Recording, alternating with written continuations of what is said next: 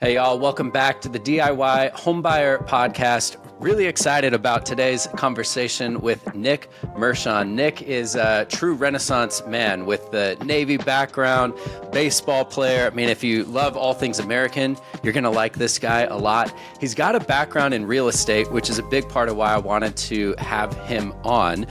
He's done wholesaling, he's done his own investment properties, buying and selling homes on his own, but he also has been on the licensed agent side. And then now he has stepped away from working as an agent onto bigger and better things as a sales and business coach. Of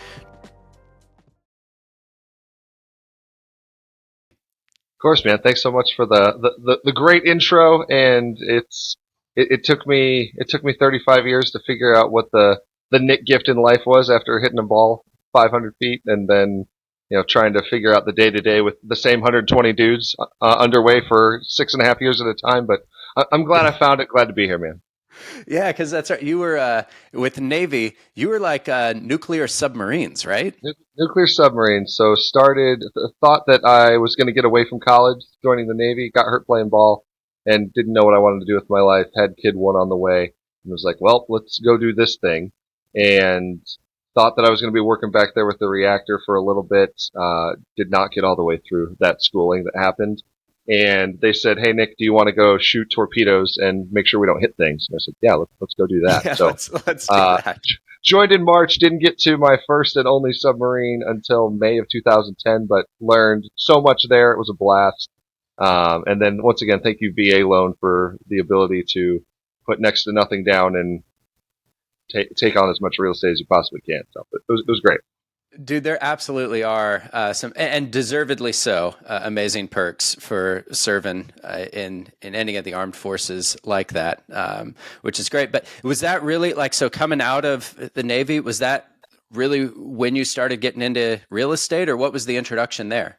Yeah, so we obviously moved around a bunch, but we did the rent thing, and then we were just driving around near base one day, and I think the house was listed for like 140, 150, and it's a mile and a half from the base in a nice looking neighborhood. And I'm like, what's wrong with this? Called the guy that had the sign in the yard. He's like, hey, it's a short sale. I said, cool. It just means it takes longer. I didn't know anything about real estate then. I was like, I know that people stay away from these because they take longer for whatever reason. I said, all right, fine. Called an agent who was actually an ex-nuclear guy, and he's like, hey, here's what the process is. I said, hey, it's listed at, I don't know if it was 130 or 140. But I mean, I said, hey, we can offer less here, right? He's like, yeah, what do you want to? I said, well, it's listed at I think it was 150. I said, let's offer 140 and see what they say. And this was like a February or March, right? So we put the offer in. I don't think anything of it. And it wasn't until I think last week of May where I got the call back from my agent. He's like, hey, they accepted your offer. We're going to close sometime here, early June, and we're good to go. I was like, hey, babe, we got a house. Let's go. But that was really my oops into real estate, right? Because obviously we close. I saw what his check was and I absolutely love him. His name's Ed, so shout out to Ed down there in Kings Bay, Georgia. But especially with that process, I needed Ed. I didn't know what I was doing at all. I also saw the amount of money he made. I was like, oh, okay, hang on a second. Other fun story. The first 10 minutes in that house after it's ours, I hit the garage door open button. It's locked. It gets like a quarter of the way up and like falls off, and it's just like hanging there. So I called him immediately. I was like, hey man, this is like a Friday. Some of our stuff's already in the garage. I was like, do you have a garage door guy that'll come out on a Saturday? He's like, you opened it and it was locked, didn't you? I was like, yeah. He's like, I should have told you that. But this was my first hour into home buying where I've got and thank God somebody came out. I think it was like $250 for the repair to get it fixed. But that was my welcome to home, Nick. Here you go. And we were in that house. We bought that in, let's call it 13. Okay. And then I got out of the service in 16. So we actually put a renter in there for 2 years. The initial thought was they were going to buy it. They did not. I had to do some repairs, but we were into it for 140, and we sold it for 245. 5 years later. Okay, And I so was like, this amazing is cool. return in a short amount of time. And it's funny because these are the things that it's like in 20 when you originally bought it in 2013. I mean, the market was still pretty shaky at that point. It's not like you necessarily, and that's always how it, like looking forward, nobody has a perfect crystal ball that's telling them what the market is going to do. It kind of always feels uncertain, and it's just in hindsight that you're able to look back and be like, wow, we timed that really well, didn't we? That was good. Yeah, yeah, exactly. And it was because all of that was brand new, right? So we're getting out. I'm getting out of the service. It's 2016. I don't know what we're doing. All I know is we're moving to Ohio, and we're making stuff happen. And I looked at my mortgage at the time, and I'm like, how I need to go buy a house in Ohio. How Hmm. can I do this? And my agent up in Ohio was a ex-Marine. He's like, Nick, you just need to put somebody in your house. It doesn't count against you. It can cash flow and you go. And I said, Matt, I can have two VA loans. He's like, you can have two VA loans. I was like, oh, that's cool. They don't tell you that anywhere. So that was the model for the four houses we've been in, minus this last one. Was buy. We usually did a little work before we put a renter into it, and then we just sell after the 2 years. And with if you're married, you obviously don't. I think it's up to 500,000 that isn't Yeah. taxed. And I was like, well, Hmm. this scales everywhere. Why don't we just go do this? Yeah. So did that with four different houses. Our last one was here in North Carolina. We bought in 2019 for 175. It's 3.5 acres. It's a 2,800 square foot house south of Raleigh. So Jeez.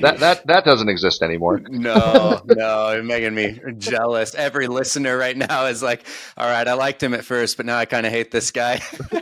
This is and from a timing standpoint, it couldn't have been any better because Yeah. we drew our circle moving to North Carolina, and I was like, well, we're not living inside the Beltway in Raleigh because quote everything's too expensive, or what I thought was expensive then. But we get into that for 175. We did nothing.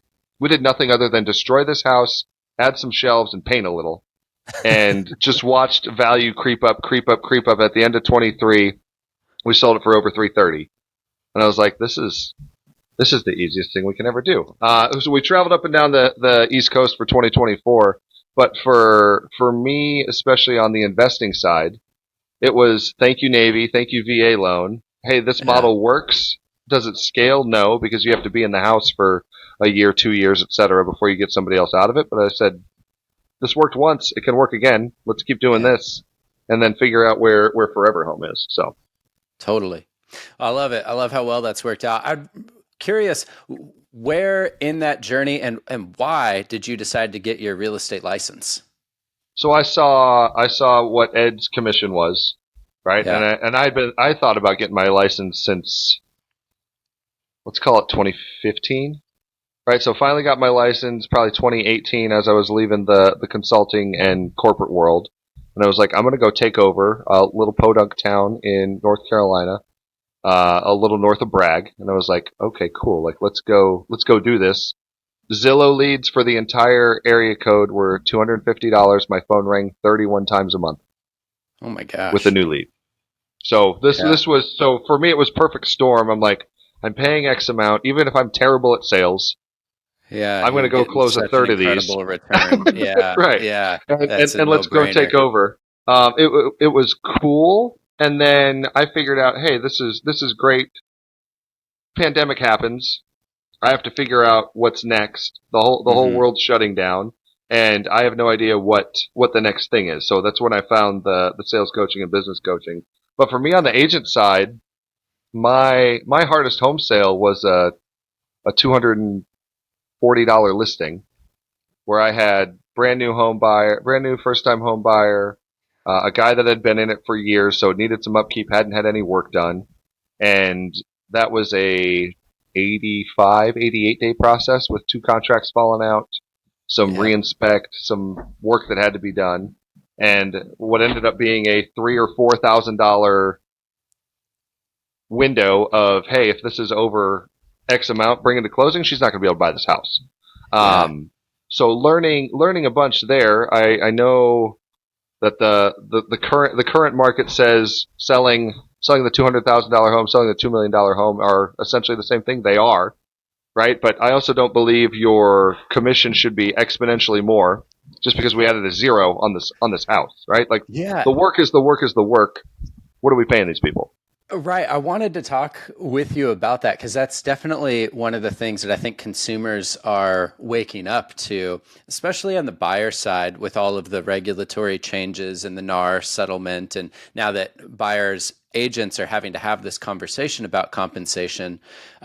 Most buyer agents, where I'm at in kind of the Portland, Oregon metro, their rate is the same whether they're working with an investor, a first-time home buyer on a $300,000 property, or whether they're meeting with somebody that's looking to buy a luxury home that's in the 2.5 to $3 million. They're somewhere between 2.5% and 3% is kind of what Right. most buyer agents are looking to get. And it does really cause you to scratch your head of like, wait a second, is a $250,000 home compared to like the $2.5 million home, is that really 10 times harder to help a buyer through that process than the one that's only No. 250,000? So, I mean, yeah, what are your thoughts on that? I mean, My it seems argument is, especially at the higher levels, your clientele is better. They're usually paying cash if they're financing fine. But my $2.5 million buyer is way more educated about the process, about what's happening. Where you're going to do less than I am with first time home buyer. Hey, I just went from renting into this house, and I'm either an FHA or a VA or a down payment assist. Right? My argument would be on the lower end, on your 250 on down, maybe 300 on down in some places, and I understand that maybe in Portland it's 400 on down. But for my first time home buyers, my argument is I'm doing way more there than I ever did with anybody a million plus. yeah. Yeah, because you're So doing, I imagine, a lot more hand holding when it comes to just education on the process. Probably a lot more showings because there's a lot more inventory at those price points, and a lot more anxiety about like finding the right one or the best one of the available inventory. And I imagine too, you mentioned it with this buyer that like $3,000 was going to make or break the deal correct. versus when you're talking about a $2.5 million home, like, typically at that level, buyers and sellers aren't blinking at the thought of like a $30,000 concession. No, And not at all. sometimes you can negotiate a couple $100,000 and it doesn't really impact the deal one way or another. Correct. Correct. And that's where and I don't know how you would do it, right? But the amount of work that goes into it, if you could measure it as the agent, which some good ones do, um, my argument in some of your smaller towns is those guys and gals should be paid more Yeah. than your Austins of the world or your LAs of the world or your Portlands of the world, where hey, we're gonna go sell a 5 or 7 million and it's easy. And sure, the negotiation side of it is there, right? And I understand Mhm. that that's what some people think they're paying for. If you don't have an agent that's done any of those negotiations, you're just paying for a license, right? Right. And we can dive into like Nick thinks NAR should be disbanded and they're a racket, and and all of your state licensing programs give you a piece of paper to keep you out of jail, not to actually teach you how to do the job. But those Yeah. are all. I mean, at no point inside of any of the courses I took learning about real estate did they say this is how you actually go do the transaction. They said here's the Right. contract, here's the test you need to pass, here's the 2 or 3 things you need to look out for. Go find a brokerage, and then you get to your brokerage and you're like, I got a license. Help. Hmm. Hmm. Hmm.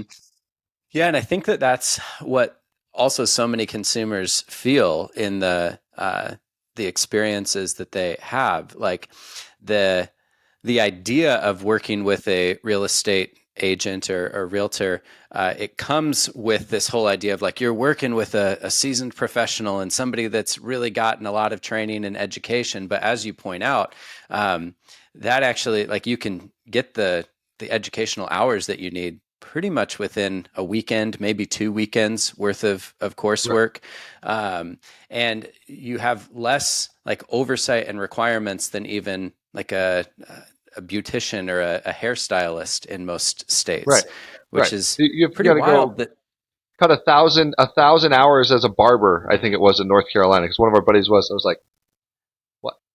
All I have to do is go sit in and take this 40-hour course, pass 2 tests, life's good, versus, hey man, and I understand that, are there some health things on the barber side? Fine, but like, we're cutting hair at the end of the day. Not Yeah. In 3 weeks, if you do a bad haircut, like it's grown back out, like you're right, fine. But right, you on the real estate side, like you're guiding somebody through whether it's 300,000 or $1 million, like you're guiding people through a massive financial transaction. It is wild that the requirements are so incredibly low.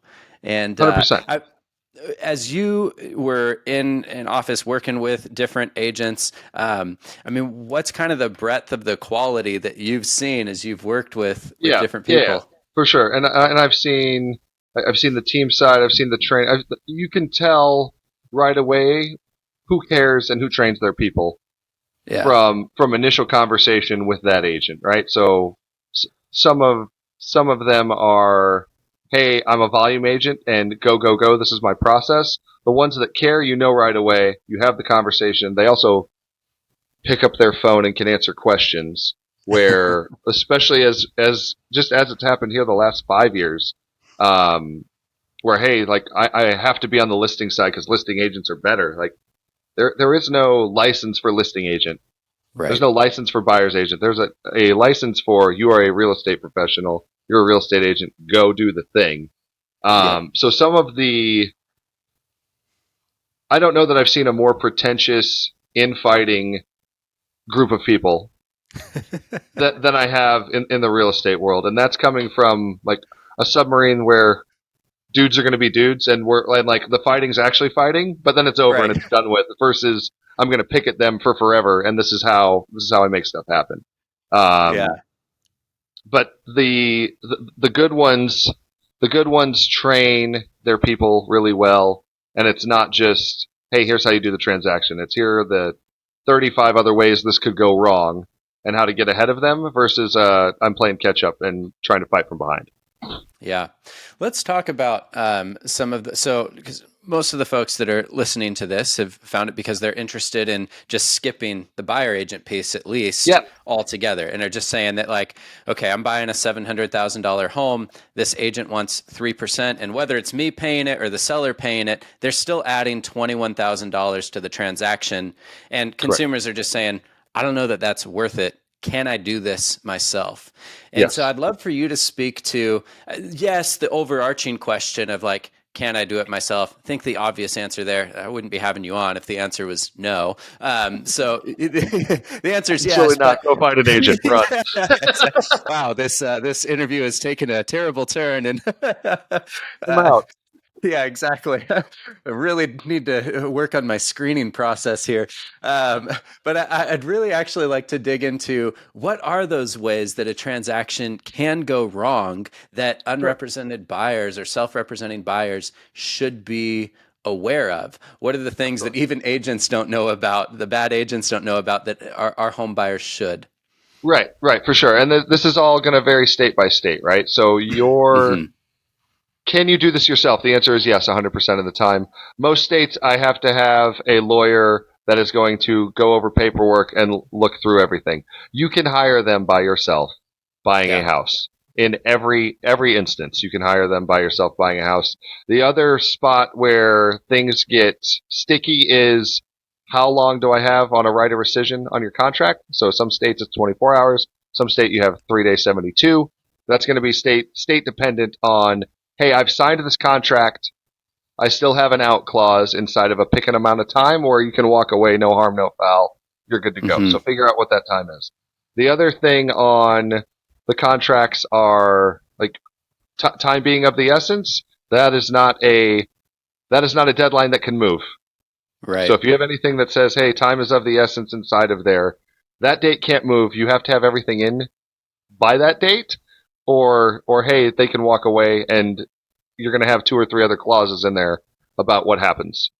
Right? So those are your 3 big ones. The other one that people talk about all the time is the inspection, and what that means, and what is actually expected, buy side, sell side, after the inspection happens, right? So as a listing agent, especially with that $240,000 home, by the time we were back on market the second time, I had not only did I have the inspection on there, but I had the engineer sign off on there, and all the work that we had already done was up there, uploaded. Here you go. This is what you're getting into.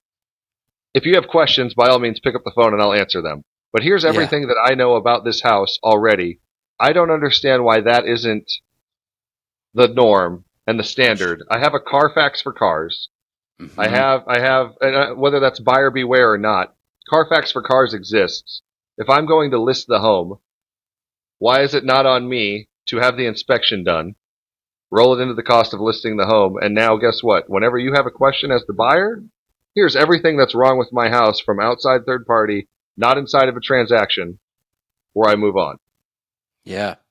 Right? Yeah, I think that's a really interesting point, and it is fascinating. I like the comparison that you draw between the auto industry and the home buying industry, because especially like in the used car world, it's like a big red flag now if the dealership doesn't include a Carfax or some equivalent of that shows the car's history.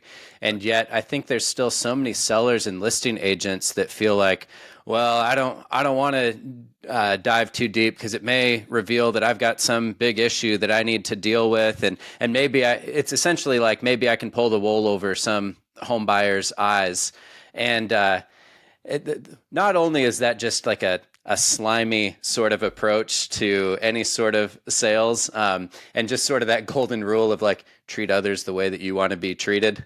Right. It offends that. But it's also like every buyer that has a brain and isn't too desperate is going to have their own inspection done. Like they're going to find out what the problem is. And when they find it out, especially after being in contract, I mean, they're going to hammer you as a seller, and they should. If the house needs a new roof, they're going to ask you to replace the whole thing. And at that point, as a seller, like they have you because you don't want to have to go back on market. Like that looks terrible if you've gone pending and have to come back on and all that time wasted. So I think that's a really interesting point. What other thoughts do you have for home buyers when it comes to their own inspections or negotiations? There are things that you see home buyers make mistakes on with inspections. For sure, especially on the inspection side, right? I never understood why the inspection was tied to a timeline inside of a contract. Sure. Right? I want the best. If I see a bunch of issues, I want to be able to take a look at them and then go and make stuff happen. That's also not the inspector's job, right? So some of my, especially on my buy side, I had a few people just hire the electrician and the plumber and if we thought we had a foundation issue, my structural engineers, and just bring them out. Yep. No inspection. Hey, just go. Because guess what? All the inspector's going to do is say, hey, here's the issue. Have somebody go look at this. It's not him or her. Yeah. Right? So that's a big one. And then depending on what state you're in, like either your earnest money or your due diligence deposit that goes down, it can be $1, everybody. It can be $100. Yeah. It does not have to be 1% of the price or 2% of the price or whatever they say. Hey, you're not serious about this. If that's money that I can lose on the buy side, if I don't hit whatever wickets inside of whatever window you give me and it goes away, I want to put as little down as I possibly can if it's required. Sure. One, is it required? Two, not what is it normally? What can I afford? And what would I be okay walking away from if this went sideways? Sure. Right. And you might have your listing agent say, hey, you don't look serious because you only put $100 down. Here's the contract. Here's the offer. This is my offer. You let your seller know. And that's the other side of this, where did the offer get presented? Right. Well, my seller said they don't want to see that. I don't care what your seller said. If I, as a buyer, whether agent or otherwise, send you an offer, I need to know without any doubt that offer got put in front of your seller, period.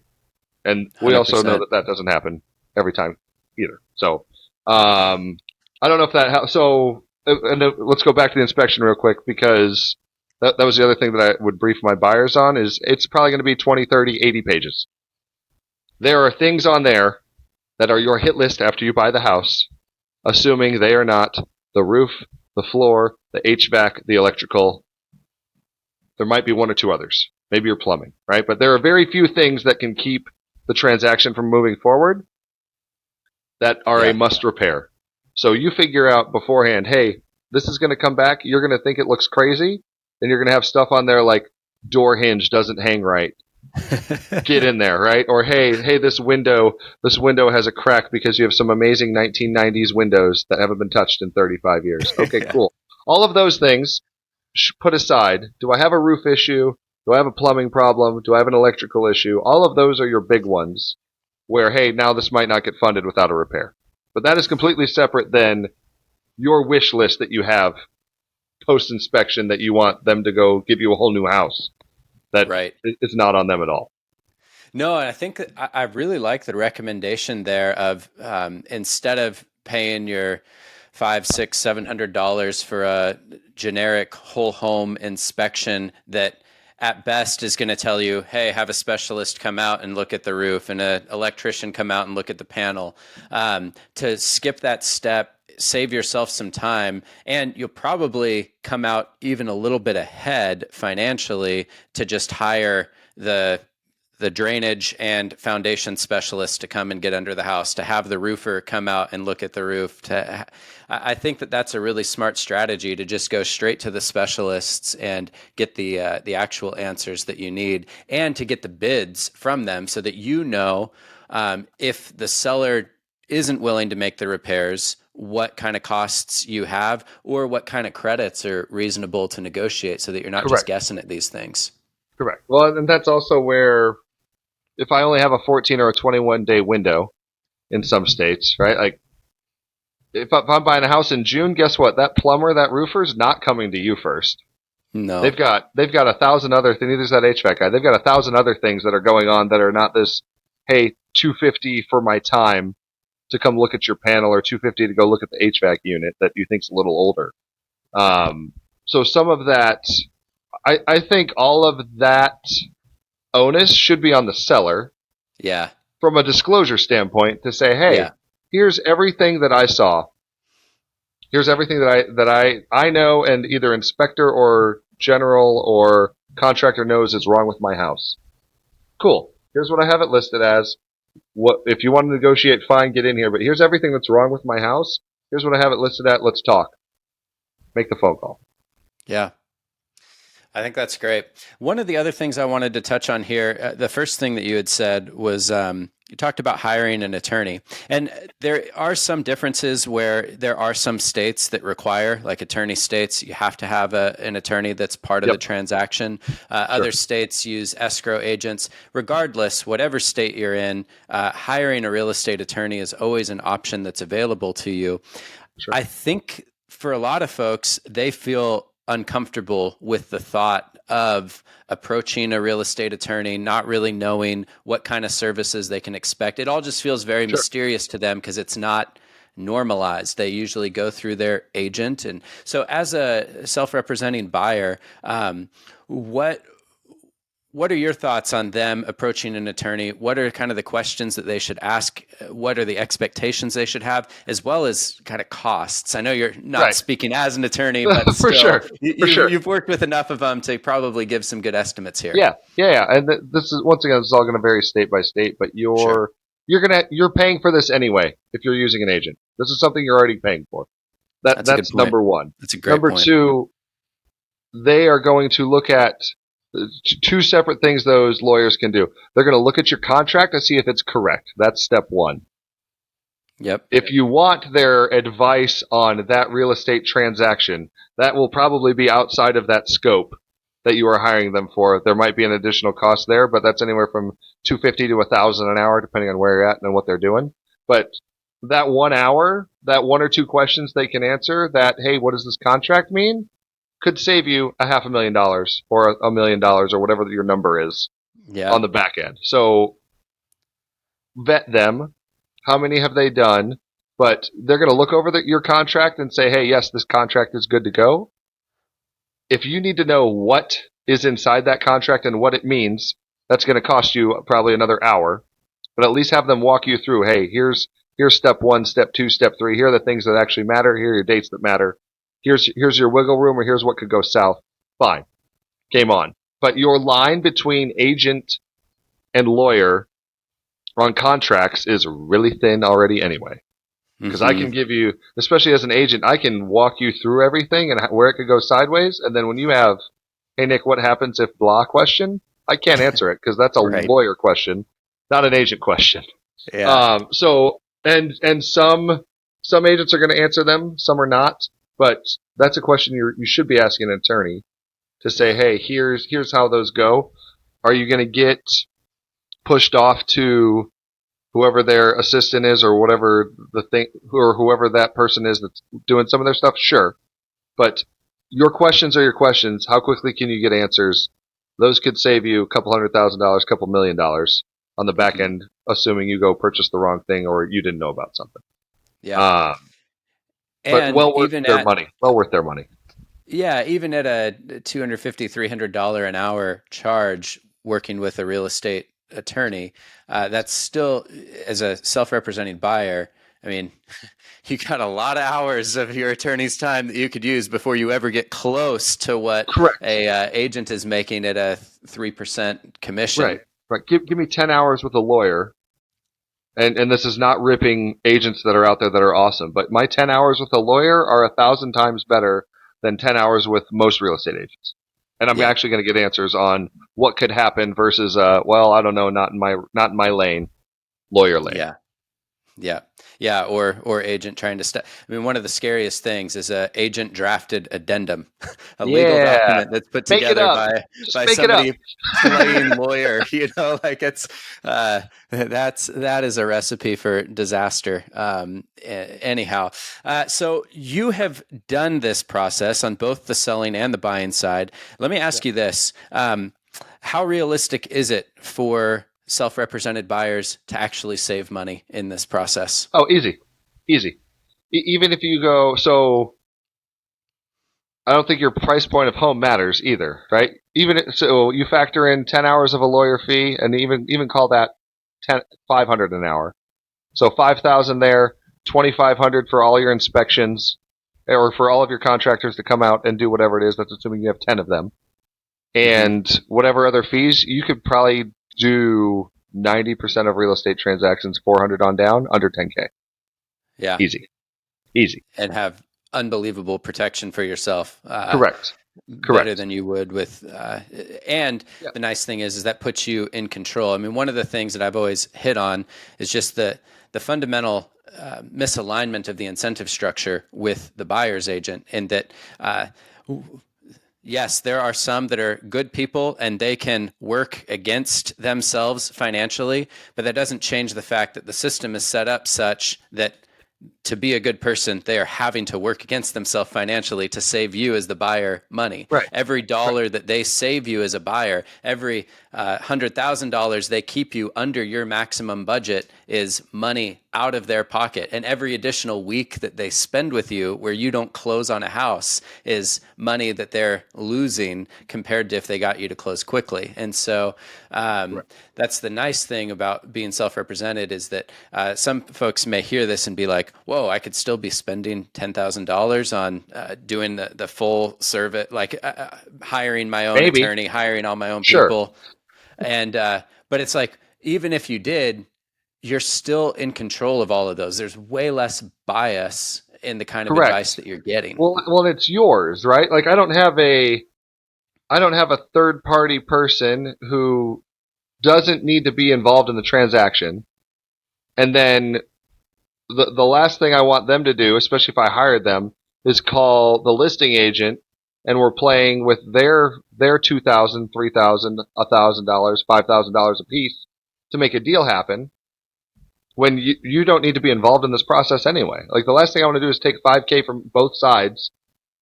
And sure, if you're making a little more than that, fine. But I don't want to call both of you and say, hey, I'd like to take money out of your pocket so I can buy this house. Also, I've got a $45,000 bill that I shouldn't have. And that's Yeah. also like, why do I have a listing agent? And why are they propped up? And we can get really fun there because the Zillow machine, the Redfins of the world, your Trulias of the world, like the Facebook marketplaces of the world. I can get it out there as me. I can take the same pictures. I can write Yeah. your same terrible description that everybody Oh, has you about mean you how have access to Chat GPT too? right about how roomy my 950 square foot home is and how cozy Does it it is. boast lots of natural light? Right. So the with the way the world is now, I don't see a need for an agent on either side. Sure. Period. Sure. Like I can go do it on Zillow and pay their 150 or whatever the amount is to go do it. I can take Yeah. the pictures with the same phone that they do and not hire the professional, especially with how cameras are now. But Yeah. I don't understand why my home is worth X amount. Let's add 5% so that we can put two people in there that are going to hate each other so that I can't talk to the seller of the home. Right. Please help me understand the open free market process that we've created where I never know who my buyer or seller is in any other world. Yeah. Yeah, and it's crazy. I mean, especially going back to the attorney discussion, it's like, okay, some people will say, yeah, there's a value in having kind of a third party to help guide this transaction along. But it's like, well, yeah, you have that in a real estate attorney who's way more qualified, who does mediation kind of stuff that helps two parties come together. Who's not incentivized for it to go one way or the other because you're already Exactly. getting paid, right? So my listing agent wants top dollar. My buyer's agent, while they say I'm going to get you the best price for the home, also wants that house to sell for over list. Hmm. And now every time I come down, I'm taking money out of my own pocket versus, hey, I'm going to pay you $3,000. You yell at them, you yell at us. We figure out what makes sense in the middle, and we go. Okay, cool, let's go do it. Yeah. They're also objective versus I don't know if you've met a real estate agent recently, but you're not. Period. No, they're and I mean it's they're matchmakers, right? Like they're not looking at they're trying to get you to fall in love with a house, and there's 100%. a degree of objectivity that has to get thrown out the window for them Correct. every time they're bringing you into a house. It's a first date, and they're Right. trying to And get this you to is see not. it. And I've got 5 or 6 people that I know are going to light the phone up. I'm not talking about you. I love all of you. You're all That's phenomenal at right. what you do. Don't Yes. come for me on this one. But Yeah. it might be over 80% of agents probably shouldn't be in the business and should probably figure Well, out what the next thing is. there's 1.5 million of them in the United States, and 71% of them didn't sell a house last year. Right. And Right. so yeah, like the numbers are extremely high, and so yeah, the likelihood then of finding one of those select good ones that really can justify and prove their value. I agree with you. Like, I mean, and again, like I am an active agent. Like, so in some ways, I fear like, am I speaking out of both sides of my mouth, being DIY homebuyer guy? But then I also will help. It's an ironic sort of spot that I'm in. But obviously, like I have to sleep with myself at night, so I believe that I do bring value to the world, even on the agency side, Right. and that I can defend that value. But I think most agents can't when they're pressed, and I also think that that's what more and more consumers are finding is that when they really press their agent on, okay, what value are you actually adding to this transaction when you're going to be walking away with 20 grand? Right. What do I get for that? Well, and that's Um, where my listing agents that are good have the numbers. Hey, average time on market right now in my areas, 45 days. It's selling at whatever 775. Cool. My listings are selling within 15 days. They're selling at 2 to 7% over ask. And here's why. Here's the why behind it because I have this system, the marketing, everything else in place. Cool. You are the 1.5% of agents that are going to go sell the 45 homes this year. Good on you. mhm. Everybody should be using you. But that's also where, even if you're in the 11, I think it was 11 on up, 11 to 20 was a bigger number. If you're selling a home a month as an agent, you're a top producer in 95% of markets. Yeah. Right? So, and that shouldn't be as a buyer or seller, that person shouldn't be hard to find in today's world. Find that person. If you still want to use the agent, cool, go do it. We're just saying you could be better protected for cheaper with an objective third party that can help you by yourself. Well, when you say it like that, Nick. Sorry. No, I love it because it's exactly what it is. I mean, it's we want consumers to have choices. That's the beauty of living in a free market. And if you see the value in hiring somebody to help you list your home or to help you buy, nobody is here to stop you. But I think that for so long, people have just not realized that there are alternative options. They've just felt like I'm stuck in this box of where if I want to tour and buy a home, I've got to enlist the help of a buyer's agent. And for years and years and years, that was pitched as a free service that was paid for by the seller.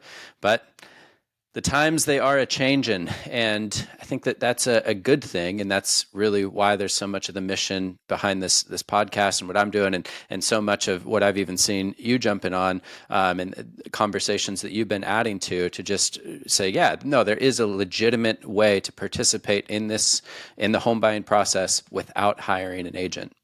Correct. Well, and it's also especially with the showing side now, right?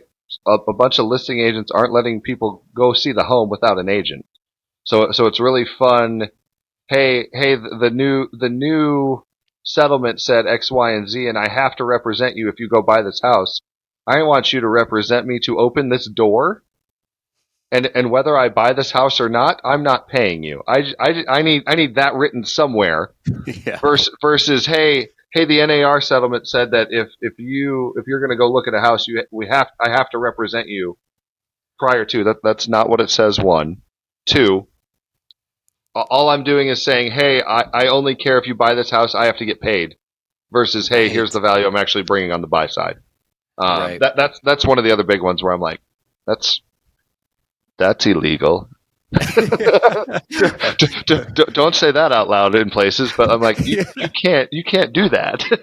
Yeah, no, man. The number of comments and things that I'm collecting right now to just wait to turn over to the right real estate attorney. There are going to be more lawsuits. There is no doubt about it. This is probably be a great time to get into real estate law if you're looking to line your pockets, because yeah, they did pretty well, the lawyers on the last settlement, and it changed nothing, right? Right. Commissions are up a percentage point or two, not down. Yeah. Right. So when you're like, oh, hey, this is all good for the buyers, or all good for the consumers, where? Show me where. Yeah. In any other world, I don't get to talk to the seller before I go buy the thing. Right. Right.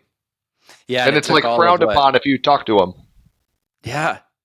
Yeah. Don't go weird. Over my head. Well, what? You cannot meet the man behind the curtain. You must go through me. Right. There's a real silliness, and it took all of 5 minutes after the settlement was passed for agents to figure out workarounds to the new rules anyway. So no, there will certainly be more lawsuits that will help accelerate these changes, and ultimately I think will make it better for consumers, but it's just going to take time to shake out. But I mean, my hypothesis has been, and this, forgive the leading question, this will be the last one that I got for you, but my hypothesis has been, I didn't invent DIY homebuyer self-represented buyers, as much as I'd like to take the credit. People have been buying houses without an agent for decades upon decades. Like, I'm not advocating for something brand new here. For sure. I do believe that the number of self-representing buyers is going to increase dramatically over the coming years as people realize that they can do it on their own. So kind of my final question, what do you think the future of real estate looks like? What are the big changes? So I think at some point I have a Carvana for homes. Okay. And I have the inspection, I have everything that's wrong with it, and I click. and obviously the house doesn't show up, right? But hey, you're going to have and obviously they're not going to go deliver it, right? But the same way I can go in and look at a house, hey, this house is now yours. We signed all the paperwork. You go in, it's done. Do I think that's a 2030 thing? No. But I think 10 years from now, you might have 1,500 real estate agents Yeah. at probably the high level, just because that's how the majority of those people like to do business, right? They like to do business with people versus a click. Like travel agents. Yeah, 100%. Where hey, that market's super saturated. Well, it's not. You have really good ones that do a bunch of the bookings. But I also think with the technology we have, there's nothing outside of title companies keeping this from being all on a tech somewhere where I can see title chain, where I can see inspections, where I can see what's wrong with this house. Yes, this is the one I want. I know I'm going to have to fix the roof. Fine. Either give me 20K off, or hey, go fix the roof. Life's good, but I know up front we're good to go. And it's 2 clicks of a button. Yeah. Yeah. No, well, I think that we're aligned in terms of ideas of where things are going, and that future really excites me. So, dude, there's so much more that we could talk about. For sake of time, we'll put a pin in this one here. Really grateful to have you on. It's just nice talking to reasonable people that understand the industry and Sure. and can speak to it intelligently, and see both sides of potential value of using an agent, but also can speak honestly that, hey, if you've got the confidence, the competence, the desire to represent yourself, you can also find a much more financially efficient way to go about this process. Now, 100%. with everything that you're doing, I mean, we connected originally through Instagram because you got amazing content on there. I love the stuff that you're posting. For anybody that does want to connect with you, what are the best places for them to go? For sure. Instagram's fine. It's real Nick Mershon. It's just my name with a real in front of it, because there's a kid who's 22 who won't give me his username. LinkedIn, it's still just Nick Mershon. I work for a sales training company. Absolutely love what I do, but I'm not hard to find on the internet. And the YouTube channel has like 7 or 8 videos up there. I need to take that a little more seriously. But Instagram, LinkedIn, those are the top 2. And this is not buying a home is not a hard process, everybody. It's just something you've never done before. So find the people that can help you through that. That doesn't mean they have to be an agent. Mm. Good word, man. Well, listeners, you got links in the show notes so that you can connect with Nick.